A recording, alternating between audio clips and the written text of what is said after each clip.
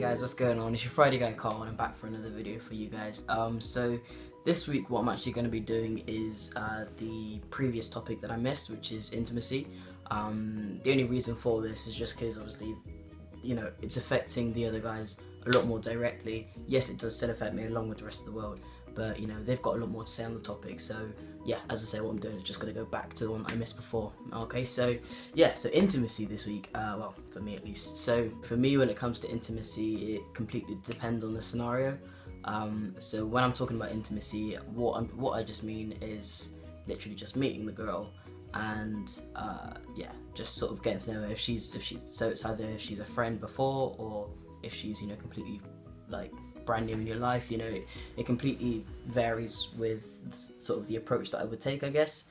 So I've been in this position a couple of times, and I've taken sort of different ways of doing things. So say I just met this girl and I didn't know before. There's the first way to do things, which would be to tell her straight away, literally, like, you know, in the sort of not opening conversation, but like, you know, close enough, like just so that she fully knows who you are straight away, and then she can make her sort of judgment or her decision from there, whatever.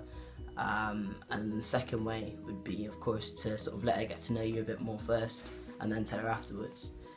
So the way that I did it myself with a girl that I kind of like, I knew her sort of beforehand, but not like, she was a new person in my life and like I didn't really know her that well. And so I did the second way, so I sort of got her to get to know me. And the reason that I did that was, I was thinking if I told her straight away, then I would just be labelled as the trans one. And not that that's an issue, but my point is that, you know, people will immediately pass a judgment before getting to know you as a person sometimes, if they know like that sort of information about you.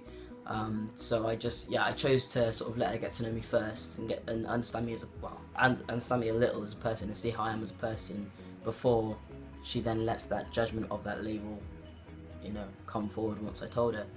Once again, that is an assumption, but even still, I was taking that precaution. So that's the way I did it, and it didn't work out.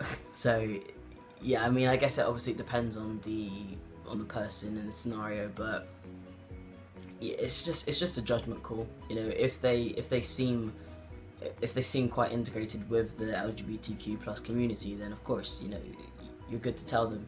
But if you have no idea, then, you know, it's just entirely a judgment call. But yeah, it just didn't work out. But you know, it is what it is. We're friends now, so it's not like a big thing. It's all sweet, so it's good. Moving on to when it comes to when you know the person beforehand, which is also a situation that I've been in.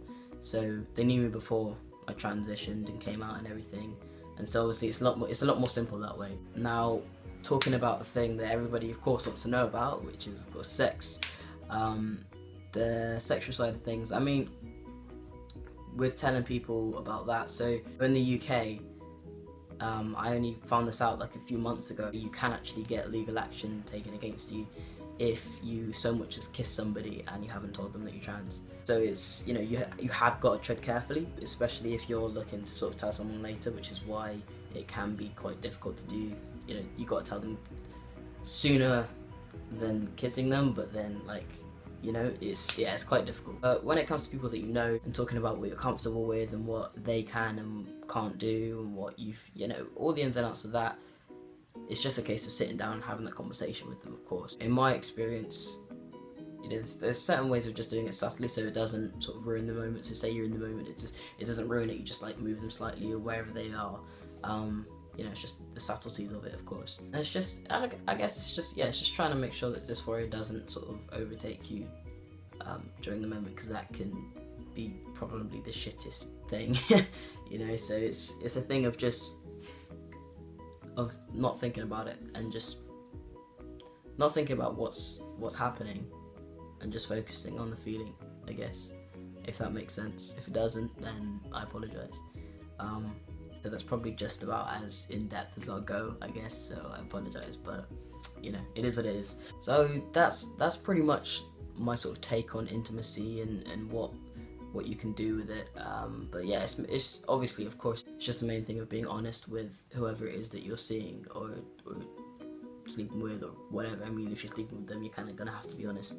But yeah, you just obviously you gotta tell them, but just like Coley said, make sure that you love yourself and make sure that you're backing yourself up before you're stepping into anything else. Because there was a time quite early into my transition where I was just like I was fairly confident before, in that sort of sense, and you know, once I started sort of transitioning, seeing the changes, there was a time when I was thinking, hang on, who's gonna actually want to be with me, who's gonna want to sleep with me, because I'm in between, I'm this, I'm that. And you know, it was a thing of quite sort of heavy dysphoria and quite heavy feelings, and it's just a thing of working through that. I don't really know specifically what I did to work through it.